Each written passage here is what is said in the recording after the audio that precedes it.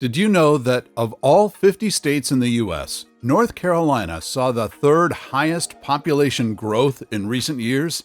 In fact, between July 2021 and July 2022, this state saw an increase of over 133,000 residents. The only states that saw higher population increases than that were Florida and Texas, which saw population increases of about 416,800 and 470,700 respectively. This increase in population isn't random. There's a lot to like about North Carolina. For starters, it has great weather, with 4 distinct yet mild seasons. North Carolina's capital, Raleigh, for instance, has winter temperatures in the 50s during the day, meaning you still get a chance to wear your winter coat, but you won't risk losing your extremities while you're at it. The summer, meanwhile, is hot enough to swim and sunbathe with temperatures in the mid-80s. Then there's the low cost of living. According to the Missouri Economic Research and Information Center, North Carolina has a cost of living index of 96.1 compared to the national average of 100, meaning that it's more affordable than about half of the states in the U.S. One of the best parts of North Carolina's low cost of living is its low cost of housing. This means that while the median home sale across the U.S. was a little over $425,000 as of June 2023, North Carolina's median home sale was only a little over $377,000. Finally, North Carolina has a great economy, with many Fortune 500 companies based there, and is known as being a great and safe place to raise a family. Now, I say all of this with a big caveat, and that is that although North Carolina as a whole is a pretty great place to live, there are also plenty of places in the state that you may want to steer clear from. So, whether you're planning a move or visit to North Carolina, or are just curious, today on Across the Globe, we're going to be looking at some of these places that you should never move to. This list is based mostly on statistics and is not an end-all be-all list. Should you be seriously considering moving to North Carolina, we recommend checking these places out on your own time. To compile our list, we're going to be looking at a range of factors including crime rates, poverty rates, and quality of public schools. Number 1. Lumberton. With a population of about 18,700, Lumberton is a small city that's scenically located on the Lumber River. But even though there's plenty of natural beauty here, Lumberton unfortunately may be more known for its high crime rate. That's right. The chances of being a victim of a crime in Lumberton is 1 in 27. That rate is so high that it makes Lumberton 435% more dangerous than elsewhere in North Carolina. Specifically, the violent crime rate is 20.18 per 1,000 people. The property crime rate is even higher at 122.21 per 1,000 people. According to Property Club, the reasons behind the high amount of crime vary, but most of it appears to be related to drug use in the area. Residents of Lumberton don't just suffer from a high crime rate, however. Many people here struggle to make ends meet. For instance, the poverty rate is a whopping 31.1%. The median household income is $38,514, and the per capita annual income is only $21,894. For reference, the national poverty rate is 11.6%. The median household income across the U.S. is $70,784, and the median household income in North Carolina is $60,516. Number 2. Whiteville. Whiteville may have a quaint, small-town feel to it, as its population is a little less than 5,000, but it unfortunately seems to lack the friendly nature found in many small towns in America. That's primarily because of the high crime rate here, with residents of Whiteville having a 1 in 6 chance of being a victim of a crime. When we break that down, Whiteville has an average of 17.2 violent crimes per 1,000 people and 107.33 property crimes per 1,000 people. In addition to crime, Whiteville has been suffering economically and infrastructurally. Recently, for instance, 78 structures were identified as being in violation of the city's housing code, which, for a city with less than 5,000 residents, is pretty high. Number 3. Henderson. Henderson has a nickname that should tell you all that you need to know to want to steer clear of it. It's known as the homicide capital of North Carolina. That nickname doesn't come out of nowhere. Here, the violent crime rate is 20.12 per 1,000 people, and the property crime rate is 56.77 per 1,000 people. Furthermore, in 2020, there were 303 violent crimes committed, which include 10 homicides, 41 robberies, and a massive 246 assaults. And that's not even including the 855 property crime incidents. For some context, the population here is only about 15,000. But residents of Henderson are struggling in ways other than just being exposed to high crime rates, and one of these is financially. For instance, the poverty rate is 25.6%, which is well above the national rate of 11.6%. And lastly, the median household income in Henderson is far less than North Carolina's median at only a little over $36,000. Number 4. Pineville. While this town of about 2,000 people has a promising history, having been the hometown of the 11th President of the United States, President Polk, that's unfortunately not enough to protect its reputation today. In fact, Pineville struggles in several areas that may make families in particular hesitant to relocate here. For starters, if you're thinking of starting a family or moving your family somewhere new, an important thing to take into consideration is the quality of the local public schools.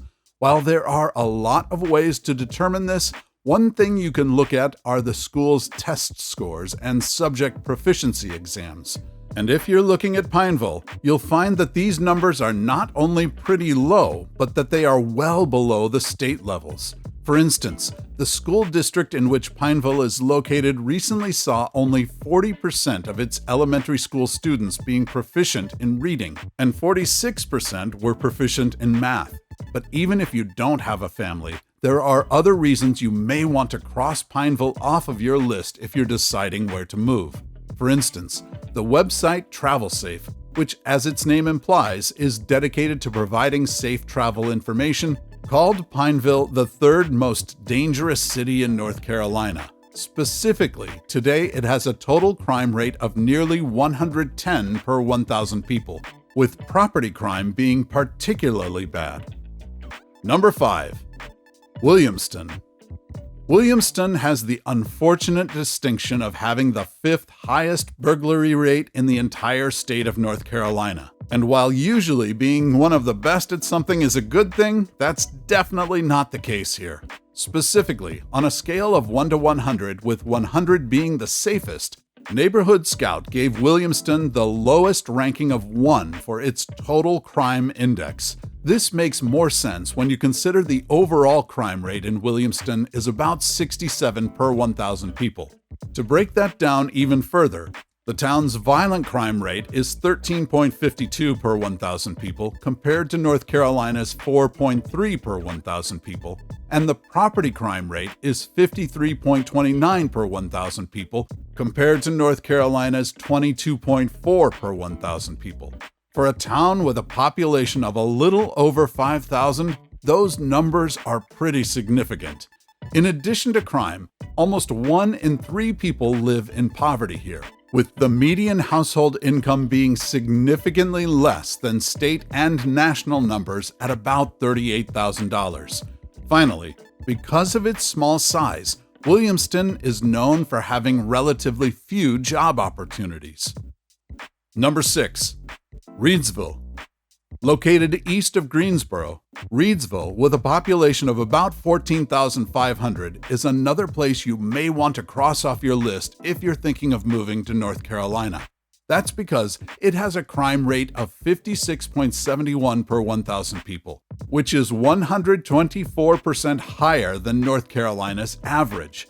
Here you have a 1 in 17 chance of being a victim of a violent crime. In 2020, there were 138 violent crimes, which includes 6 homicides, 12 robberies, and 115 assaults. But it gets worse. In 2020, 24/7 Wall Street created a list of the worst cities in every state. And guess which city they chose for North Carolina? That's right, Reedsville. The rationale was largely due to the high crime rates, but access to key amenities was another factor. In fact, the article pointed out that only a little over 1 in every 5 residents here have limited access to fresh food, and the number of people who have access to public spaces for exercise is 20% lower than the national average. Number 7. Gastonia.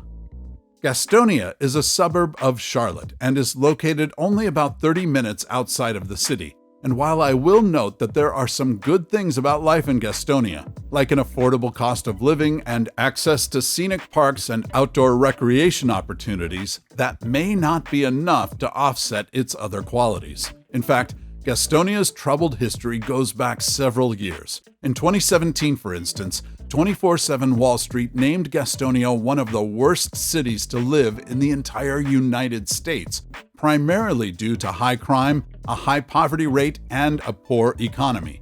And things haven't gotten better since. When it comes to crime, for instance, Gastonia currently has a crime rate of 48.49 per 1,000 people, which is 113% higher than the national average. Furthermore, in 2020, this city of about 81,000 saw a whopping 726 violent crimes and 3,173 property crimes. Number 8. Rockingham. Like Pineville, if you're thinking of moving somewhere to start a family or envision having your kids in public schools, you may want to think twice about moving to Rockingham.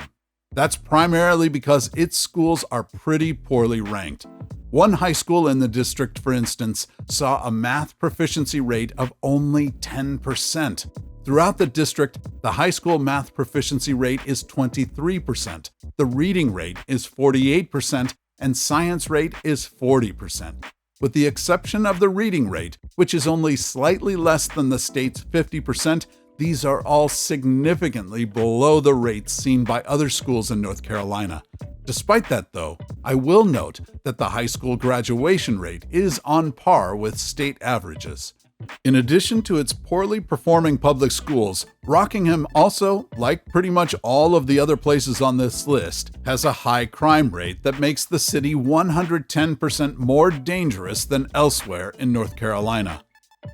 Number 9. Wadesboro.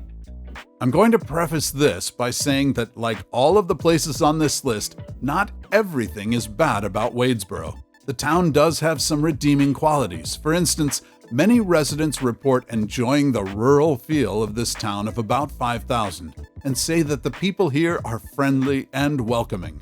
And while that may be true, it doesn't change the fact that you might want to stay away from Wadesboro for other reasons. As you may have guessed by now, one of the main reasons is high crime. Wadesboro has one of the highest crime rates not only in North Carolina, but in all the U.S., with a rate of 82.18 per 1,000 residents. TravelSafe also named it one of the most dangerous places in North Carolina. In addition to crime, residents here struggle economically. The poverty rate is high, with the most recent rate being 35.9%, which is significantly above the national rate. The median household income is also much lower than the national and state median, with the most recent estimate putting it at only about 41% of the state's. Number 10. Albemarle. With a charming downtown and location just off of the coast, there's certainly plenty to like about the city of Albemarle, which has a population of about 16,700. However, like a few of the other cities on this list, its scenic beauty isn't enough to offset some of its other qualities, and one of these is crime. In fact, Albemarle, like others on this list, is considered one of the most dangerous cities in North Carolina, according to Property Club. Specifically, Albemarle's crime rate is 149% higher than the state average, and residents have a 1 in 16 chance of becoming a victim of a crime. Additionally, the quality of life is considered pretty poor, with the town having high unemployment and high poverty. For instance, the poverty rate is 23.9%. However, I will mention that the city is currently taking steps to turn things around. For instance, they recently announced a set of growth and economic development initiatives to try and rebuild the community. What about the fastest dying cities? Watch this video to learn about that.